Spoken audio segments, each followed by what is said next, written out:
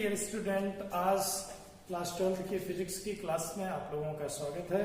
आज हम आप लोगों को एक नए टॉपिक के साथ आए हैं जिसका टाइटल है कंटिन्यूअस डिस्ट्रीब्यूशन ऑफ चार्ज, आवेश का सतत आवेश का वितरण। अभी सतत आवेश क्या होता है, हम लोगों ने बिंदु आवेश की चर्चा पहले की क्लासेस में किया था, पहले के लेक्चर्स में। बिंदु आवेश क्या होते हैं, बहुत छोटे होते हैं और कई आवेशों का समूह बिंदु आवेशों का अगर है उसमें आवेश एक दूसरे से अलग अलग दूरियों पर है। लेकिन जब किसी भी वस्तु पर आवेश इस तरह से हो, वितरित हो कि उन आवेश अलग अलग आवेशों को सेपरेट कर पाना संभव ना हो, यानी एक आवेश से दूसरे आवेश की दूरी इतनी क्लोज हो कि हम उसे अलग ना कर सकें, तो इस प्रकार के आवेश वितरण को हम सतत आवेश वितरण कहते हैं। यह मुख्यतः तीन प्रकार का होता है।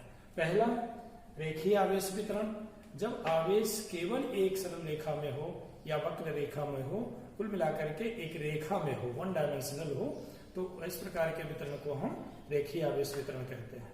दूसरा, रेखीय आवेश वितरण का एग्जाम्पल आपको बताएं, जैसे मान लीजिए एक पतला तार है, ओके, इस तार पर आवेश हम दे रहे हैं या इस पर चार्ज आ रहा है, किसी भी मेथड से चार्जिंग इसको कर रहे हैं, तो क्या होगा, total charge present on the wire will be distributed along its length of wire only, because its length के कंपैरिजन में इसका जो अदर रेडियस है इसका और सरफेस है वो सभी क्या है, अत्यंत कम है। इसके लेंथ में पूरा का पूरा चार्ज का डिस्ट्रीब्यूशन होगा, इसे एक बीमी या रेखीय आवेश वितरण कहेंगे।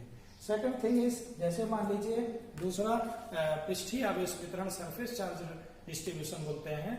उसमें क्या होता है, जब चार्ज का वितरण किसी भी बॉडी के सरफेस पर ही होता है तो उस प्रकार के वितरण को हम पृष्ठीय आवेश वितरण कहते हैं। देखो एक दफ्ती है, इसको अगर हम चार्ज करें, इस पर चार्ज मान लीजिए आ रहा है, इस तरह का जो भी बॉडी है, वो मेटल सीट हो या कुछ भी हो, तो इस पर पृष्ठ पर आवेश आ जाएगा, यानी जो पृष्ठ पर आवेश का वितरण होगा तो वो एक क्षेत्रफल कवर करेगा। तो इस प्रकार के वितरण को, और क्षेत्रफल आप जानते हैं द्विविमीय क्वांटिटी है, तो टू डायमेंशनल इसको कहते हैं। तो ये पृष्ठीय आवेश वितरण होगा। तीसरे प्रकार का जो आवेश वितरण है जिसको हम लोग कहते हैं आयतन आवेश वितरण। आयतन आवेश वितरण में आवेश का वितरण पूरी बॉडी में उसके वॉल्यूम में होता है। जैसे मान लीजिए इंसुलेटर है तो उसके पूरे वॉल्यूम में अंदर होगा, और अगर चालक है तो केवल सरफेस पर होगा। कुल मिलाकर के आवेश का वितरण अगर वस्तु के संपूर्ण आयतन में एक समान रूप से होता है, इस प्रकार के वितरण को आयतन आवेश वितरण कहते हैं। जैसे मान लीजिए सपोज ये डस्टर है, इंसुलेटर मटेरियल का है, इफ इट इज चार्ज्ड, इसे हम चार्ज करेंगे तो इसमें मान लीजिए आवेश इसके संपूर्ण आयतन में आते हैं, तो इस प्रकार के आवेश वितरण को हम क्या कहेंगे, आयतन आवेश वितरण कहते हैं। अब इनका वन बाय वन हम डिटेल स्टडी करने जा रहे हैं। सबसे पहले हम लेते हैं रेखीय आवेश वितरण। ओके, तो हम पहले पार्ट को लेते हैं रेखीय आवेश वितरण, लीनियर चार्ज डिस्ट्रीब्यूशन। इसमें आवेश पूरा का पूरा बॉडी के लेंथ पर डिस्ट्रीब्यूट होता है, चाहे लेंथ स्ट्रेट हो या कर्व्ड हो। तो कुल मिलाकर के मान लीजिए प्लस क्यू आवेश इतनी एल लंबाई की किसी एक वायर पर डिस्ट्रीब्यूट है, तो इससे संबंधित एक हम टर्म डिफाइन करते हैं जिसको बोलते हैं लीनियर चार्ज डेंसिटी, रेखीय आवेश घनत्व, रेखीय आवेश घनत्व, इसको बोलते हैं linear charge density, charge density written by lambda. Okay, what is linear charge density? It is charge per unit length of the wire or a straight line. किसी भी रेखा के एकांक लंबाई में उपस्थित आवेश की मात्रा को रेखीय आवेश घनत्व बोलते हैं। इसे लैम्डा से व्यक्त करते हैं। इसकी यूनिट क्या होगी, यूनिट इसकी होगी कूलाम पर मीटर, ये सही है। अब यहाँ एक सिचुएशन हमने लिया है, एक एल लंबाई का वायर है जिस पर प्लस क्यू चार्ज उसकी लंबाई में ओवर लेंथ डिस्ट्रीब्यूट है। ओके, तो यहाँ पर हम एल लंबाई के वायर जिस पर प्लस क्यू चार्ज डिस्ट्रीब्यूट है के कारण क्यू जीरो टेस्ट चार्ज पर लगने वाले फोर्स की वैल्यू कैलकुलेट करना चाहते हैं। तो इसके लिए हमें देखना है कि चूंकि ये पूरा सतत रूप से वितरित है और हम कूलाम का नियम लगाते हैं दो बिंदु आवेशों के बीच में, तो we will take a small element of the wire whose length is dl okay. अब ये जो अवयव जो लंबाई का हमने लिया, इस पर जो आवेश होंगे उसको this can be treated as a point like charge. So the distance between them if it is r and this is the vector which is directed from this point to this point. So dq here can be written as equal to lambda dl. Okay. So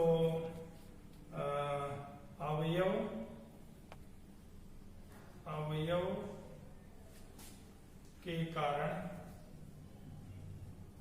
Q0 पर लगने वाला बल force on Q0 due two point charge dq dF will be written as equal to 1/4 pi epsilon 0 Q0 dq upon r square directed towards the Q0. Okay. अब इसी तरीके से संपूर्ण रेखीय आवेश के कारण Q0 पर लगने वाला बल कैसे निकालेंगे? F is equal to integrate कर देंगे, इसको हम वैल्यू रखें अगर तो इसमें मिलेगा 1/4 pi epsilon 0 Q0 lambda dl upon r square r cap. इसमें अगर हम रखें तो ये मिलेगा 1/4 pi epsilon 0 Q0 lambda dl upon r square integrate कर देंगे तो ये हमें टोटल फोर्स मिल जाएगा एलॉन्ग r कैप डायरेक्शन। क्योंकि यहाँ पर आवेश कंटिन्यूअस रूप से डिस्ट्रीब्यूट हैं, इसलिए अवयव के कारण इस पर रेखीय अवयव पर जो चार्ज है इसके कारण इस पर निकाल लिया, तो पूरे के कारण हम ऐसे इंटीग्रेट कर देंगे। इंटीग्रेशन हमारा लेंथ इंटीग्रेशन होगा, लाइन इंटीग्रल होगा। ओके। अब हम दूसरे टॉपिक को डिस्कस करते हैं जो कि पृष्ठीय आवेश वितरण है। और second part is surface charge distribution, that is पृष्ठ आवेश वितरण। पृष्ठ आवेश वितरण में जैसा कि हमने अभी पहले बताया कि आवेश का वितरण किसी भी पृष्ठ पर होता है, कंटिन्यूअस रूप से होता है, सतत रूप से होता है, तो ऐसे वितरण को हम पृष्ठ आवेश वितरण कहते हैं। इसमें एक टर्म डिफाइन करते हैं सरफेस चार्ज डेंसिटी। क्या डिफाइन करते हैं? Surface charge density. Okay, written by sigma. Sigma is equal to Q upon S। मान लीजिए कोई एक सरफेस है जिसका एरिया S है और इस पर प्लस Q चार्ज डिस्ट्रीब्यूट है कंटिन्यूली, तो surface charge density can be written as equal to Q upon S and this also can be written as dQ upon ds। अगर हम पृष्ठ अवयव ले लें, एक स्मॉल एलिमेंटल सरफेस एरिया ले लें, तो उस पर चार्ज कम होगा, लेकिन surface charge density for both the cases will be remain same, क्योंकि यूनिफॉर्म सरफेस चार्ज डेंसिटी होगी, क्योंकि यूनिफॉर्मली चार्ज का डिस्ट्रीब्यूशन है। अब यहाँ पर हम देखें संपूर्ण सीट या पृष्ठ के कारण जो आवेश है इसके कारण Q0 टेस्ट चार्ज लगने वाले बल की गणना करनी है। तो सबसे पहले dQ के कारण Q0 पर लगने वाला बल यहाँ कूलाम का नियम लगाएं, it is can be written as 1/4 pi epsilon 0 Q0 dQ upon r square r cap. तो इसे हम लिख सकते हैं 1/4 pi epsilon 0 Q0 sigma ds upon r square r cap. Okay. क्यों ऐसा करते हैं? क्योंकि हम जब पृष्ठ अवयव लेते हैं तो बहुत थोड़े से एरिया में होता है, तो this can be treated as a point charge, और पॉइंट चार्ज दो अगर एक दूसरे से कुछ डिस्टेंस पर है तो कूलॉम फोर्स उसके लिए हम निकाल सकते हैं। तो सिमिलरली संपूर्ण पृष्ठ पर उपस्थित आवेश के कारण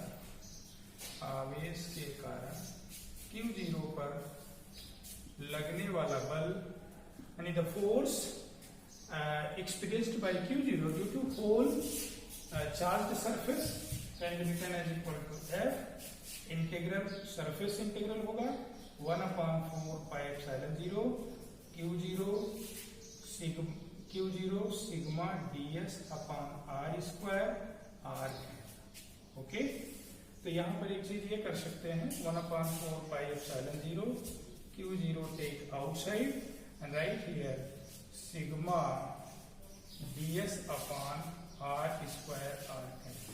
ये आपका हो गया सरफेस चार्ज डिस्ट्रीब्यूशन क्या है, और सरफेस चार्ज डिस्ट्रीब्यूशन के संदर्भ में या केस में हम कैसे किसी पॉइंट चार्ज पर किसी सरफेस चार्ज डिस्ट्रीब्यूशन के कारण लगने वाले फोर्स की कैलकुलेशन कैसे करते हैं। ओके, तीसरा हमारा पार्ट है इसमें कंटिन्यूअस डिस्ट्रीब्यूशन ऑफ चार्ज में वॉल्यूम चार्ज डिस्ट्रीब्यूशन। अब इस वॉल्यूम चार्ज डिस्ट्रीब्यूशन में क्या है, पूरे बॉडी के वॉल्यूम में चार्ज का डिस्ट्रीब्यूशन होता है, तो हम उसे वॉल्यूम चार्ज डिस्ट्रीब्यूशन बोलते हैं। इसमें एक नया टर्म डिफाइन करते हैं, वॉल्यूम चार्ज डेंसिटी। क्या है, volume charge density. Charge density उसको बोलते हैं आयतन आवेश घनत्व, रिटन बाय लेटर रो। क्यों, क्योंकि अब यहाँ rho can be written as equal to Q upon V। अगर मान लीजिए कोई 3 डायमेंशनल बॉडी है जिसका वॉल्यूम भी है, Q चार्ज उस पे है तो पूरे वॉल्यूम में, तो rho is written like that and this also can written as dQ upon dV as well. It's unit can written as equal to coulomb per metre cube. Okay, suppose मान लीजिए यहाँ पर हम एक 3 डायमेंशनल स्ट्रक्चर की बात करते हैं, तो ये बॉडी है जिसमें चार्ज का डिस्ट्रीब्यूशन है पूरे वॉल्यूम में, और इसके कारण हमें मान लीजिए कहीं पर कोई टेस्ट चार्ज है Q0, इस पर हमें लगने वाले फोर्स की कैलकुलेशन करनी है। तो एक पहले हम ले लेते हैं elemental area, volume element. Okay, अब इस dV वॉल्यूम एलिमेंट में dQ charge present in volume element, तो dQ इज इक्वल टू क्या हो जाएगा, रो इंटू dV। ओके, अब हम इस dQ और Q0 के बीच में लगने वाला फोर्स dF की बात करते हैं कूलम्स लॉ से, 1/4 pi epsilon 0 Q0 dQ upon r square r cap is a unit vector pointing from volume element to Q0 outward direction because both are positive charge. So this can be written as equal to 1/4 pi epsilon 0 Q0 rho dV upon r square r cap. Okay, this is the force between volume element charge and Q0 test charge, because volume element में जो charge present होंगे इन्हें हम क्या मानेंगे, point charge treat कर सकते हैं। This is the approximation. So the force acting on test charge Q0 because of this whole 3 dimensional body or the volume can be written as equal to total force F can be written as equal to volume integral of this 1/4 pi epsilon 0 Q0 rho dV upon r square r cap, and we will take some quantities outside, that is Q0 upon 4 pi epsilon 0 and rho upon r square dV r cap. So this you can write as equal to the force. So we have studied all the cases in a continuous distribution of charge. हमने आवेश, सतत आवेश वितरण में तीनों स्थितियों का